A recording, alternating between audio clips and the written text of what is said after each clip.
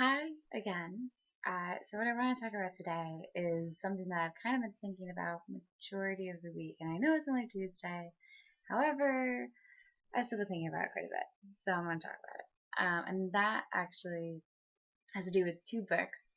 Well, three, but I'll get to that in a second. Two books that were sent to me by one of my best friends, both who I mentioned gave me the foundation book in the previous video. And he sent me two Calvin and Hobbes books for my birthday, which I love. And again, thank you, Bowtie, for those, as well as other books. And it just, I've been rereading them while I've been having like my morning coffee, when I've had mornings off, which is rare lately.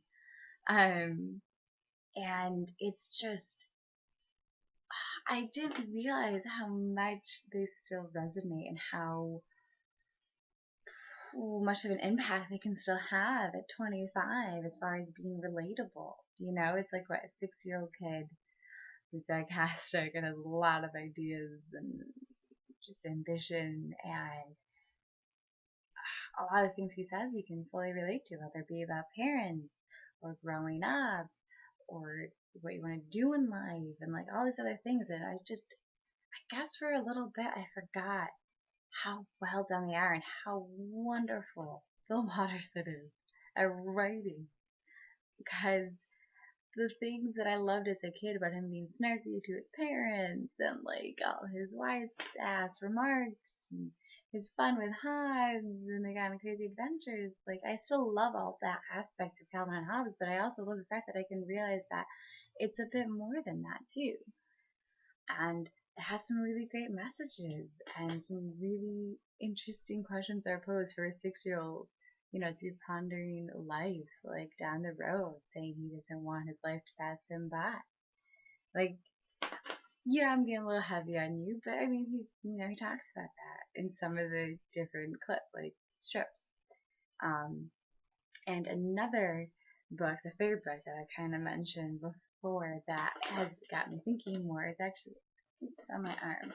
It is, you can read that. It says Where the Sidewalk Ends. And it is by Shel Silverstein, who is predominantly known as a children's author and poet. However, I think it's kind of like rude to pigeonhole him into that, I should say, because there's so many adults and people my age and people I've met across the board, different age ranges, that love or can appreciate Shel Silverstein, and I think it's kind of crappy to pigeonhole someone like that who has such talent and so much to say. Now, the reason I have Where the Sidewalk Ends tattooed on me is, one, it's one of my all-time favorite poems just ever, and two, so much of it reminds me of my childhood, and so much of it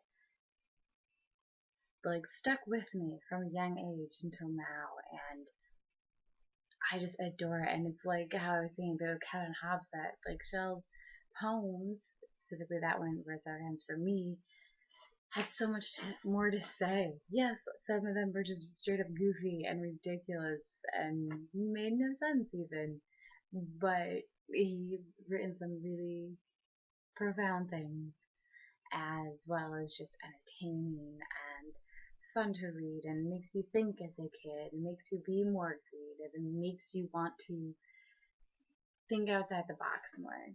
So I guess it's really the main idea of this video today, is that there are things from my childhood that have recently kind of come more back and more prevalent into my life that have made me realize how wonderful they are, and also how grateful I am that I got to grow up with those things, because I think they helped shape me in a bit. In a bit? No, in a way. That's what I wanted to say.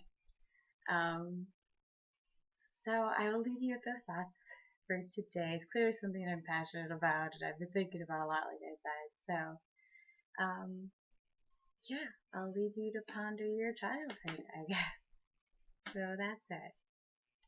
Okay, bye. Ah, why don't you ever do this?